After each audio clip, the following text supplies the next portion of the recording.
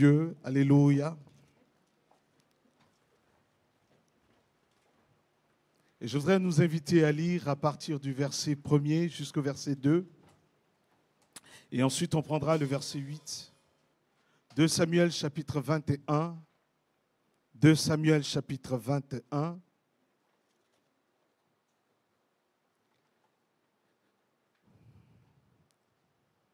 Du temps de David, il eut une famine qui dura 3 ans.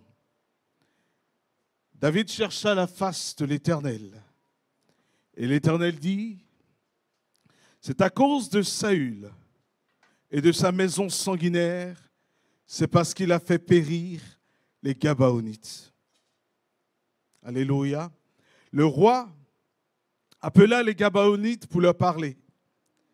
Les Gabaonites n'étaient point d'entre les enfants d'Israël, c'était un reste des Amoréens. Les enfants d'Israël s'étaient liés envers eux par un serment. Néanmoins, Saül avait voulu les frapper dans son zèle pour les enfants d'Israël et pour Juda. Verset 8. Mais le roi prit les 2 fils de Rispa, fille d'Aja,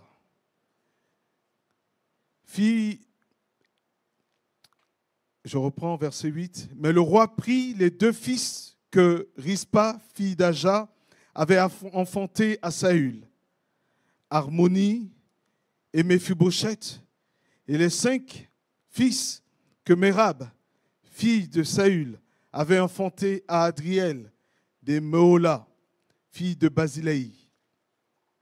Verset 9. Et il les livra entre les mains des Gabaonites qui les pendirent sur la montagne devant l'Éternel. Tous les 7 périrent ensemble, furent mis à mort dès le premier jour de la moisson. Au commencement de la moisson d'orge, Rispa, fille d'Aja, prit un sac et l'étendit sous elle, contre le rocher, depuis le commencement de la moisson jusqu'à ce que la pluie du ciel tomba sur eux. Elle empêcha les oiseaux du ciel de s'approcher d'eux pendant le jour et les bêtes des champs pendant la nuit. On informa David de ce qu'avait fait Rispa, fille d'Aja, concubine de Saül. David alla prendre les os de Saül et les os de Jonathan, son fils, chez les habitants de Jabès, qui les avaient enlevés de la place de Béthan. Verset 13. Il emporta de là les os de Saül et de Jonathan, son fils, et l'on recueillit aussi les os de ceux qui avaient été pendus, et on enterra les os de Saül, de Jonathan, son fils, au pays de Benjamin. Amen. C'est une histoire tragique, mais qui va nous parler ce matin. Je voudrais simplement m'appuyer sur cette histoire pour nous inviter à prendre courage. Alléluia. Le thème du message, c'est tenir ferme sur le rocher en faveur de ceux qu'on aime. Tenir ferme sur le rocher en faveur de ceux qu'on aime. Nous vivons dans un monde où beaucoup de personnes, de familles ou d'églises sont confrontées à des situations qu'elles ne maîtrisent plus. Dans nos familles, certains enfants sont comme perdus. Pris dans la dépendance, dans la révolte, dans la rébellion, dans l'échec scolaire et parfois dans l'échec relationnel autour de nous. Dans nos églises, nous observons dans beaucoup d'églises des divisions, la sécheresse spirituelle, des blessures anciennes qui étouffent la vie de l'esprit et qui empêchent les gens de vivre une véritable communion fraternelle. Dans notre environnement au quotidien, la société tout entière est en train de subir une crise, des injustices, des violences qui laissent un sentiment d'impuissance et de désarroi. Parfois, on se sent impuissant et beaucoup se retrouvent spectateurs dans nos familles et partout où nous sommes. Parfois, on se retrouve spectateurs des drames qui nous dépassent, incapables de décrocher leurs proches des situations qu'ils vivent, leurs enfants de la honte, du péché, de la souffrance auxquelles ils sont suspendus. Parfois, on a du mal à délivrer ceux qu'on aime parfois qui sont sous l'emprise de l'adversaire, sous l'emprise des addictions, sous l'emprise de la souffrance. C'est dans de tels contextes que la Bible nous présente l'histoire de cette femme, une femme ordinaire, sans pouvoir ni statut, mais qui va se tenir sur le rocher et devenir le symbole d'une intercession puissante et performante. Une femme ordinaire, son nom c'est Rispa. Son témoignage va nous interpeller ce matin. Aujourd'hui, nous voyons dans nos familles, nos enfants, nos assemblées parfois exposés, nous voyons des proches exposés, pendus aux chaînes du péché, aux attaques de l'ennemi. Qu'est-ce que nous allons faire? Subissons-nous passivement ces choses que nous voyons, nous les regardons, peut-être qu'il changera, peut-être qu'elle changera. Et au fil des années, on voit un frère, un proche, une personne que nous aimons en proie aux addictions, à la souffrance, en proie au péché, à l'alcool, à toutes ces choses qui maintiennent dans la servitude des gens que nous aimons. Qu'allons-nous faire? Ce message est une invitation. C'est une invitation à comprendre que face aux situations et aux circonstances que nous ne contrôlons pas, il y a quelqu'un qui peut nous donner la force de détacher, de décrocher nos proches qui sont suspendus au péché, à la servitude et parfois à la maladie. Jésus est capable et il le fait encore aujourd'hui. Nous lisons dès le début de cette histoire, la Bible nous dit qu'il y avait une sécheresse. Il y avait une famine pendant 3 ans qui frappait Israël. Et elle n'était pas seulement climatique, mais c'était une brèche spirituelle qui avait entraîné cette situation. Je ne serai pas long. En tout cas, généralement, quand un pasteur dit « c'est pas long », c'est là qu'il est long. Mais je ferai l'effort, comprenez-le, de ne pas être long. Est-ce qu'on est là ce matin? Vous savez, je vais commencer par vous rendre un témoignage. J'étais jeune, très tôt, je commençais avec des amis à fumer. J'avais 13 ans, je commençais à fumer. À 14 ans, je commençais à fréquenter des boîtes de nuit. Je me suis détaché de la voie droite. J'étais complètement perdu. Addict au tabac, j'avais les poumons qui étaient complètement endommagés. Et régulièrement, je partais à l'hôpital parce que j'avais des problèmes pour respirer. Mais je n'arrivais pas à décrocher du tabac, de l'alcool et de toutes ces choses. Chaque soir, après des virées nocturnes, quand je rentrais chez moi, je voyais ma mère, j'entendais ma mère au port de sa chambre qui avait fléchi les genoux et qui priait, qui disait « Jésus, je te donne mon fils, change sa vie, transforme-le ». Je voyais ma mère prier et parce que je n'étais pas chrétien, je rigolais. Je trouvais qu'elle perdait son temps et que jamais je n'allais devenir chrétien. J'étais en proie à mes travers, suspendu au péché qu'était l'alcool, l'impudicité, l'impureté sexuelle et toutes ces choses qui me tenaillaient. J'étais respecté par les jeunes de mon quartier, mais j'étais malheureux à l'intérieur. Et il y avait un vide abyssal que je ressentais au fond de moi, que personne ne pouvait combler. Et parfois, dans mes discours avec mes amis, j'achevais en disant que la paix n'existe pas dans ce monde, que la joie, la vraie paix n'existe pas, que c'est un rêve inatteignable, que tant que nous étions sur la terre, personne ne pouvait dire qu'il pouvait être heureux. Et à chaque fois que j'en rentrais, je voyais cette femme à genoux en train de dire « Jésus, sauve mon fils, sauve mon fils ».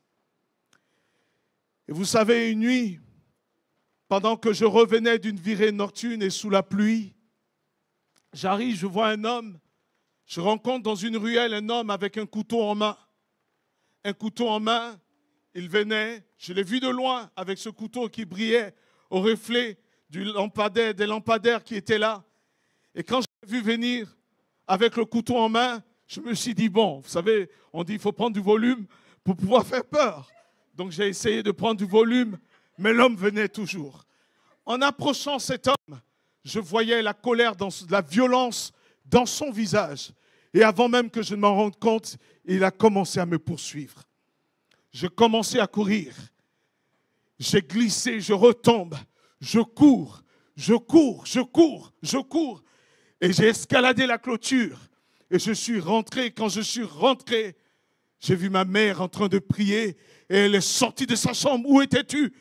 J'ai prié avant de m'endormir. Et j'ai rêvé que tu étais agressé. Et je me suis levé pour prier. Où étais-tu? Ma chemise était en boue. Mais ma mère était en prière à ce moment-là. Elle était en prière à ce moment-là. Je voudrais dire à quelqu'un que la prière a un effet. Et des mois plus tard, ma mère un jour est venue dans ma chambre et elle a crié gloire à Dieu. Je me suis dit, cette fois-ci, je l'ai perdu. Les chrétiens, les pasteurs ont rempli sa tête. Elle me dit, Jésus m'a parlé. Je dis, oh là, c'est fini.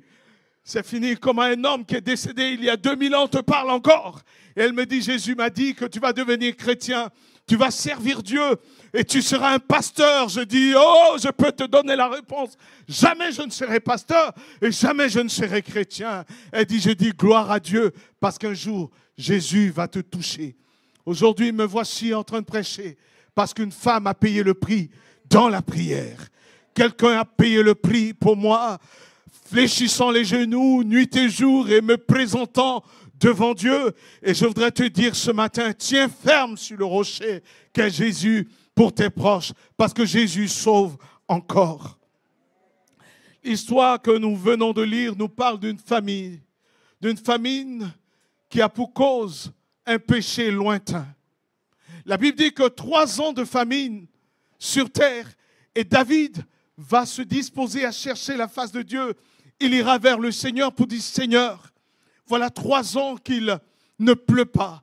Et Dieu répond à David en disant, Saül, le premier roi, s'est levé contre un peuple avec qui il y avait une alliance, les Gabaonites, et il les a tués.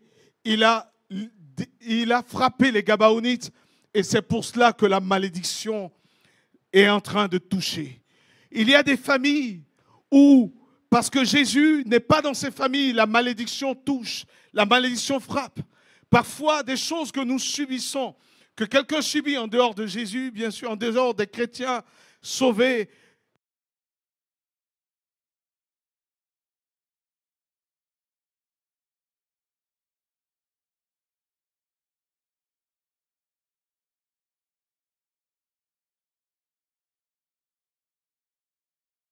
Je connaissais une famille où tout le monde était fou. Tout le monde perdait la tête. Très tôt, les gens perdaient la tête. C'était la dépression dans cette famille. Il y a parfois des choses que des familles subissent et qui viennent du lointain. C'était cette histoire, une brèche héritée du passé. Parfois, nous avons des brèches héritées du passé, où des familles se retrouvent avec tous les hommes qui deviennent ivrognes, tous les hommes qui sont tenus par l'alcool. Et parfois, on n'arrive pas à se l'expliquer. On se demande, mais comment ces addictions peuvent se répandre autant? Parfois, c'est une brèche passée. C'est un péché d'un ancêtre, d'un parent qui se déporte sur les enfants. Mais Jésus est venu pour délivrer, pour affranchir, pour libérer. David a compris que dans ces circonstances, quand il y a des choses que nous ne comprenons pas, quand il y a des situations qui nous dépassent, mon frère, ma sœur, va au pied de Jésus. Va chercher sa face. David avait compris que la révélation ne vient pas des calculs humains ou des appréciations des hommes. Il va aller chercher la face de Dieu. Et Dieu va répondre. Dieu va répondre en lui disant qu'il y a ces blocages. Le ciel est fermé parce qu'il y a une malédiction. Mon frère, je voudrais te dire, ma sœur, je voudrais te dire, le Seigneur dit, si vous me cherchez, vous me trouverez. Quand on pose des questions à Dieu, Dieu répond. Quand on cherche des réponses, Dieu nous écoute et il nous entend. Si tu demandes à Dieu pourquoi je traverse cette situation, le Seigneur te répondra. La sœur nous disait ce matin, Dieu lui a répondu. C'est une sécheresse qui dure, mais qui n'est pas le fait d'un hasard. Que dire donc? Lorsque David à la réponse, il demande, mais qu'est-ce que je peux faire aux Gabaonites pour que vous puissiez nous pardonner? Les Gabaonites vont lui dire, donne-nous 7 fils du roi qui nous a maltraités et que nous puissions les mettre à mort, comme il a mis à mort nos fils. Et il va prendre 7 garçons de la maison de Saül. Et parmi les 7, il y en avait 2 qui appartenaient à une femme qui s'appelle Rispa. Rispa. Son nom signifie pierre brûlante.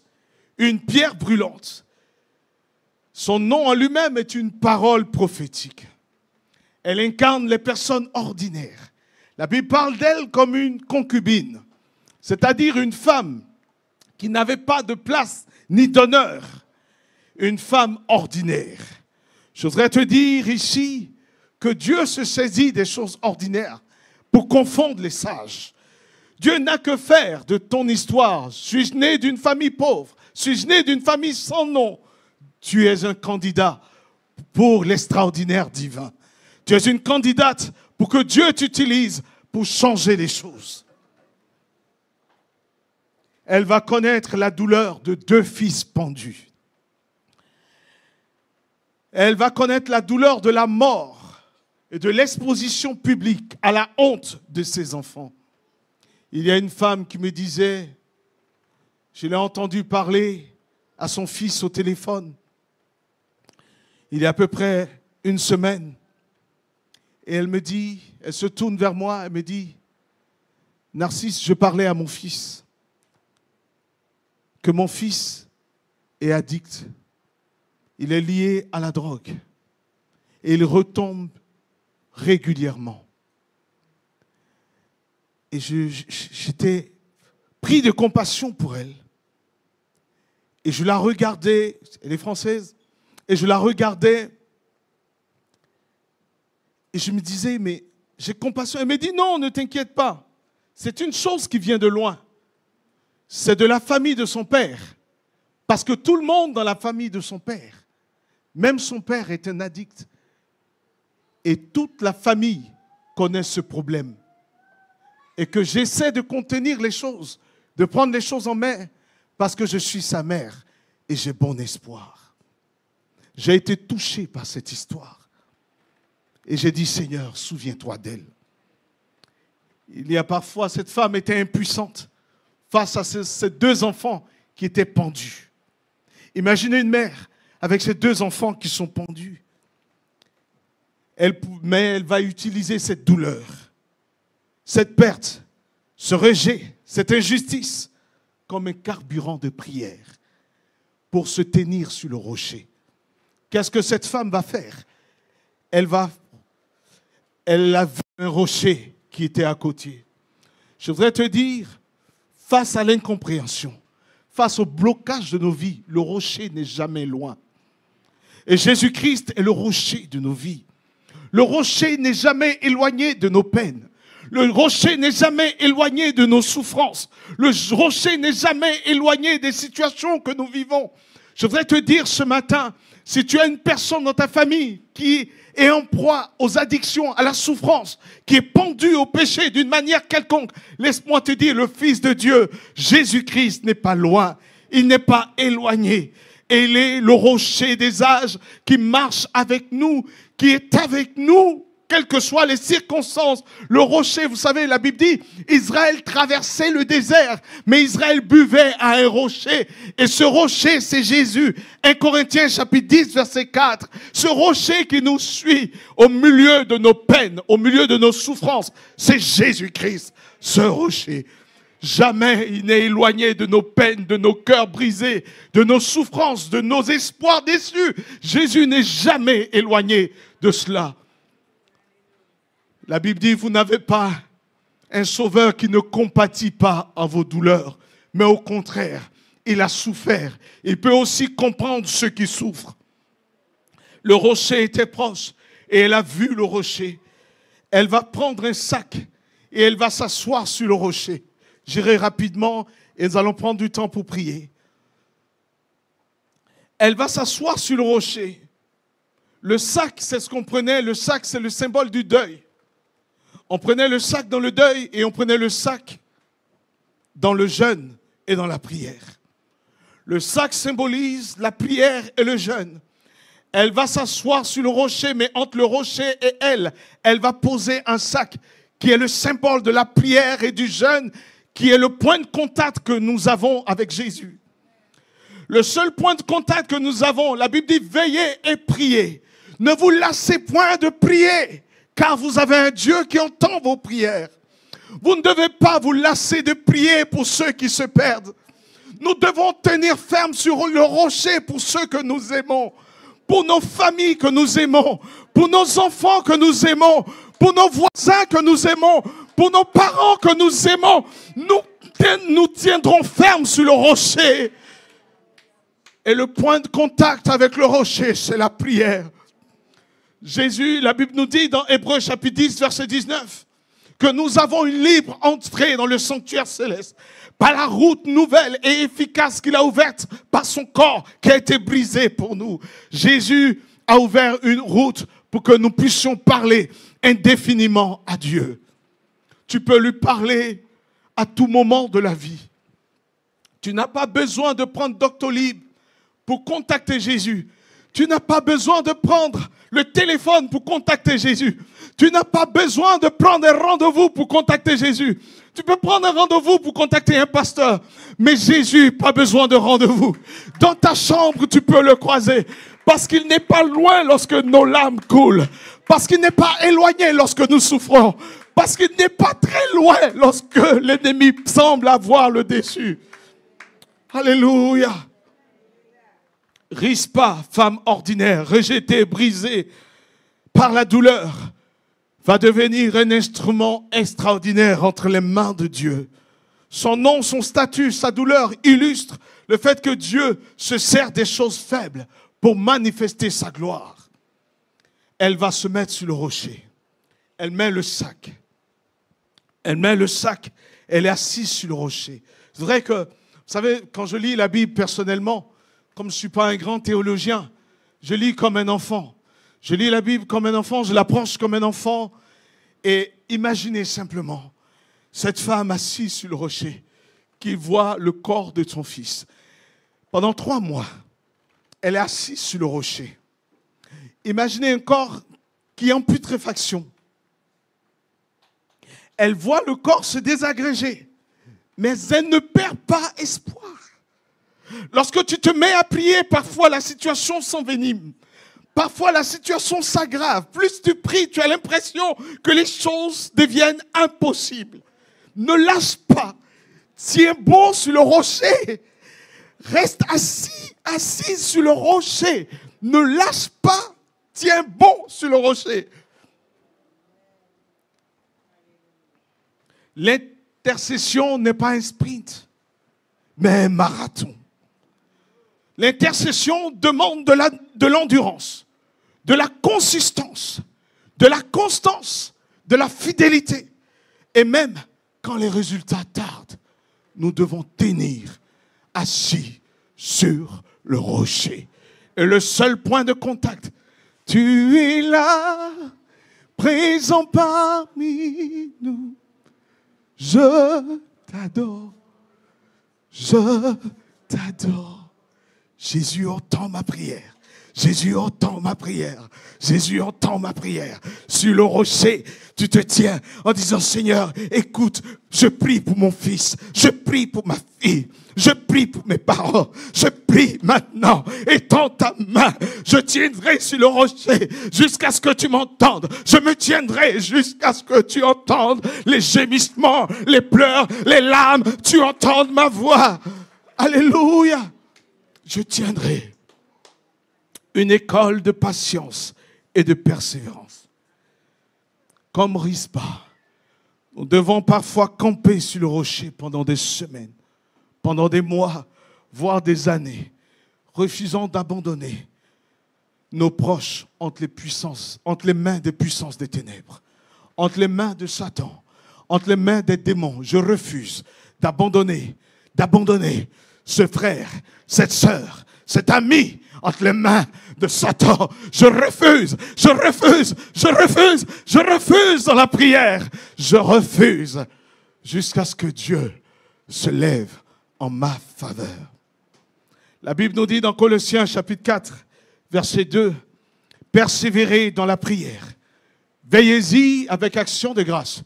C'est-à-dire, à chaque fois que tu pries, couronne en disant, Seigneur, je te rends grâce de ce que tu m'as entendu. Même si mes yeux ne voient pas, je te rends grâce. Alléluia. Proclame les choses que tu ne vois pas comme si elles existaient. Proclame, vous voyez, ma mère entre dans ma maison, dans ma chambre. Elle entre dans ma chambre et dit, gloire à Dieu, mon fils va se convertir. Alors que je suis encore en proie au péché, en proie encore à mes addictions. Mais ma mère a entendu Jésus. Il suffit d'une seule parole de la part de Jésus. Tu dois garder cette parole. Et tu dois rendre grâce à Dieu. Le psalmiste a dit, l'Éternel est mon rocher, il est ma forteresse, il est mon libérateur. Et Jacques nous dit dans Jacques 5, verset 16, la prière fervente du juste est d'une grande efficacité. La Bible dit dans Luc 18, verset 1, que nous avons lu dimanche dernier, il faut toujours prier et ne point se relâcher. Amen. Quel était le combat de cette femme? Son combat était la protection des pendus. Alléluia. La protection des pendus. Je dois protéger mes pendus. Je suis responsable de mes pendus. Dans 2 Samuel, chapitre 21, verset 10, la Bible dit qu'elle empêchait les oiseaux du ciel de s'approcher pendant le jour et les bêtes des champs pendant la nuit.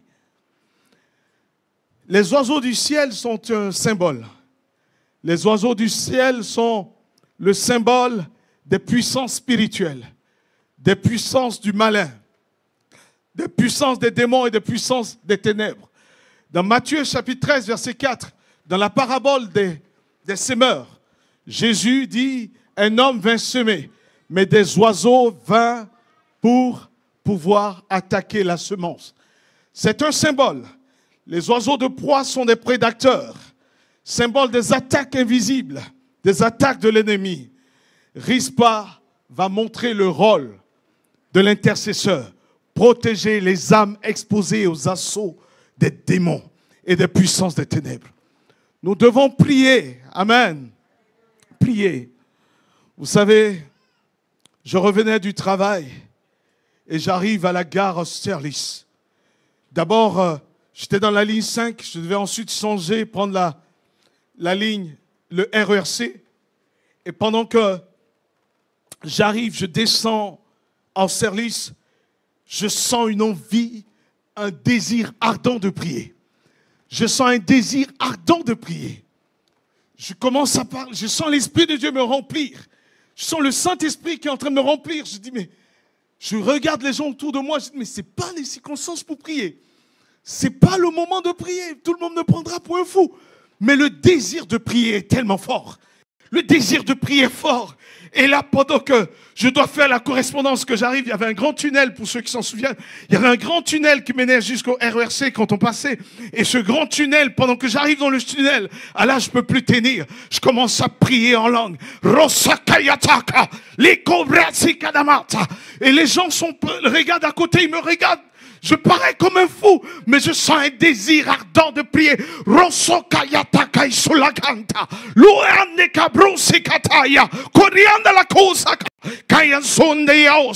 Seigneur, je ne sais pas pourquoi je dois prier, mais je lève les mains vers toi.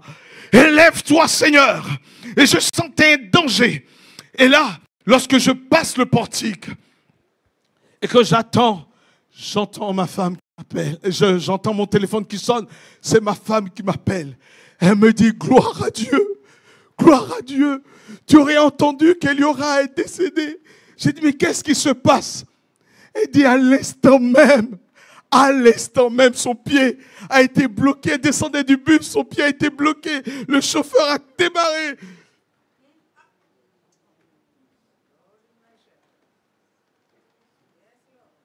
L'Esprit de Dieu, à ce moment-là, m'a demandé de prier. nous devons prier et ne pas nous lasser de prier.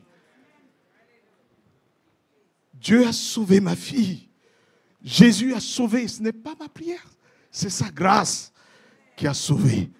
Mais prions, le point de contact entre le rocher et nous. Elle va se lever contre les bêtes des champs. J'ai pris Deutéronome chapitre 22, chapitre 7, verset 22, pour schématiser les bêtes des champs. Les bêtes des champs, c'est les formes de tentation. Tout ce qui, dans la chair, nous attaque. Tout ce qui, dans la chair, nous maintient captifs. Tout ce qui nous prend dans le dos. Tout ce qui est problème de caractère. Tout ce qui est tentation. Tout ce qui est charnel. Tout ce qui tient nos proches dans le péché. Ou tout ce qui les paralyse. La peur qui paralyse tes enfants par rapport à l'école. Qui paralyse le cauchemar, qui paralyse tes enfants, qui les empêche de trouver le sommeil la nuit. Tu dois te lever pour prier. Alléluia. Et c'est contre ces forces que Jésus-Christ nous appelle à nous lever. L'intercession ne protège pas seulement contre les assauts extérieurs, mais contre tout ce qui est intérieur. Toutes les bêtes intérieures qui essaient de nous attaquer, elle va commencer à prier. Pendant 3 mois, elle est assise sur le rocher. Regardez, en fait, je suis tellement touché par l'histoire de cette femme. 3 mois, le soleil, la pluie, le vent, la tempête, la nuit. Même les oiseaux des champs ne lui faisaient pas peur. La nuit ne lui faisait pas peur à cause de l'amour qui était dans son cœur. Le socle de l'intercession pour nos proches, c'est l'amour. Ne pas les juger. Ne les juge plus. Ne leur en veux pas. Ne sois pas en colère. Mais aime-les. Comme Jésus t'a aimé, qu'il est mort à la croix pour toi, pour te sauver. Tenons ferme sur le rocher pour les gens que nous aimons. Celui qui te fait souffrir aujourd'hui sera la canne de ta vieillesse. Ne lâche pas prise, car Jésus a un plan pour cet homme ou cette femme pour qui tu pries depuis des années. N'abandonne pas, alléluia. Les intercesseurs, j'avais préparé ça pour vous, mais je le donne à tout le monde. Amen. Gloire à Dieu. Descendre. Elle avait une seule prière. Que mes pendus descendent. Que la corde soit coupée. Que mes pendus soient délivrés. Que les chaînes de la corde, que les chaînes qui les maintiennent pendus,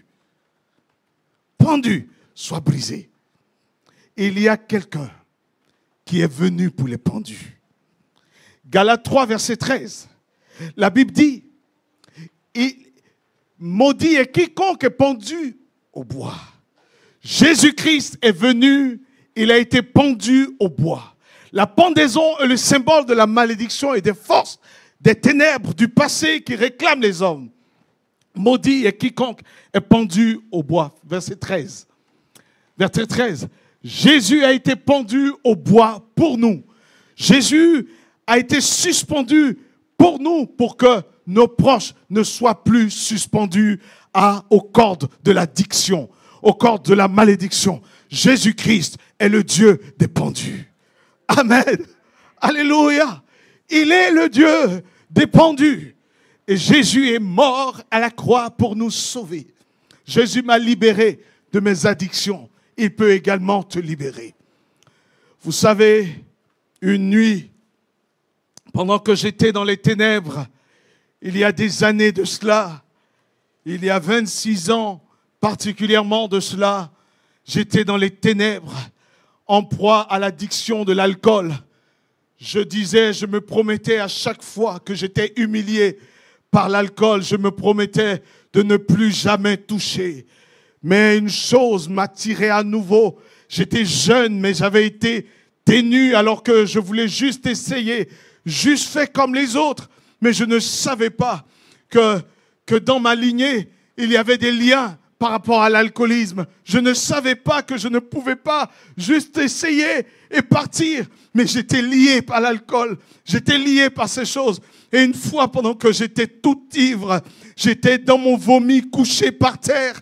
J'ai eu un peu de lucidité pour voir une femme se lever, venir vers moi. Je ne connais pas cette femme, je vois encore son visage.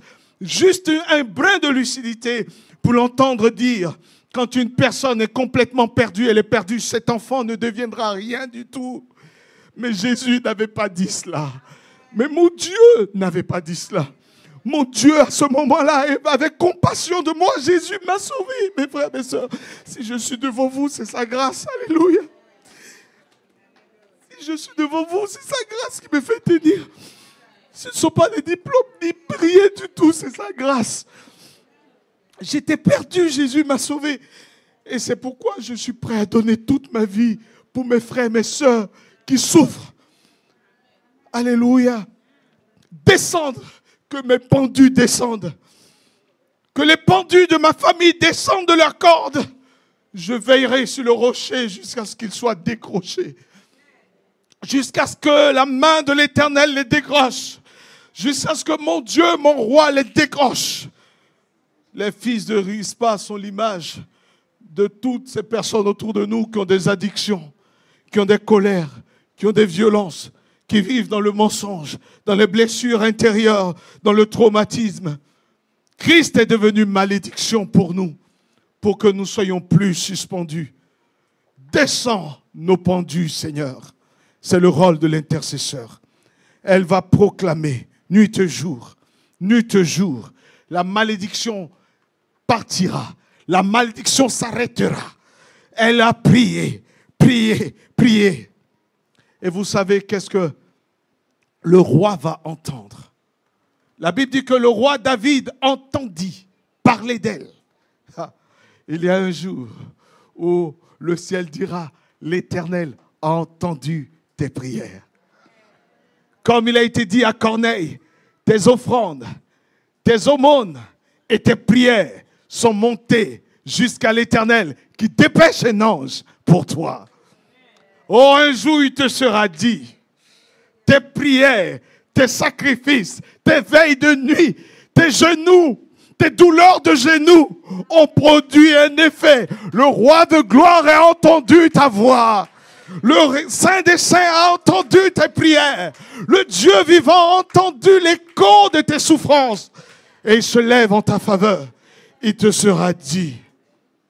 Et alors, ces enfants seront décrochés. Le roi va dire, on les enterrera. Mais on ne les enterrera pas n'importe où. On va les enterrer dans le sépulcre du roi. Amen. On va les enterrer dans le tombeau des rois. Alléluia. Qu'est-ce que ça veut dire? C'est une image symbolique pour nous. Le tombeau du roi, la Bible dit dans Romains chapitre 6, je vais terminer là, versets 4 à 5, nous avons été ensevelis avec lui. Le lui, c'est qui? Lui, c'est qui? C'est-à-dire, nous avons été ensevelis avec le roi. Amen. Le roi qui? Jésus. Par le baptême en sa mort.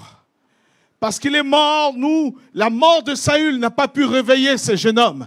Mais la mort de Jésus nous réveille. Lorsque nous sommes ensevelis avec Jésus, nous sommes réveillés en nouveauté de vie.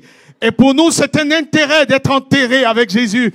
Décroche-les et envoie-les en Jésus-Christ pour qu'ils soient enterrés en Jésus-Christ et qu'ils ressuscitent en nouveauté de vie et qu'ils puissent proclamer la gloire de Jésus. Alléluia. Amen. Nous avons été ensevelis avec Jésus. C'est en sa mort que nous avons été ensevelis. La Bible dit, si quelqu'un est en Christ, il est une nouvelle créature. Et voici les choses anciennes sont passées et toutes choses sont devenues nouvelles. Alléluia. Et la Bible complète en disant, c'est de l'Éternel que cela vient. Si un homme ne change pas, si la médecine, malgré son efficacité, n'a pas pu changer les hommes, Jésus est capable de changer les hommes. Il a changé l'histoire du fou de Gadara. Il a changé l'histoire de cette femme qui perdait du sang depuis 12 ans. Il a changé l'histoire de la veuve de Naïn. Il est le transformateur des destinées. C'est Jésus, c'est de Jésus que je parle. De l'agneau de Dieu qui est mort à la croix pour nous. Du Fils du Dieu vivant, du soleil brillant du matin, de l'étoile brillante du matin, de l'Emmanuel du Dieu qui est avec nous. Tiens ferme au milieu de tes larmes. Essuie tes larmes et regarde. Le rocher n'est pas loin. Assois-toi sur le rocher, mais pas directement, avec un sac qui est le symbole de la prière. Et le sac est ton point de contact avec le rocher. Et Dieu, qui entend les prières, entendra tes prières pour ton frère, pour ta soeur, pour ton père, pour ta mère, pour tes voisins, pour tes amis, pour tes proches. Amen. Nous allons prier. Nous allons prier, prendre un temps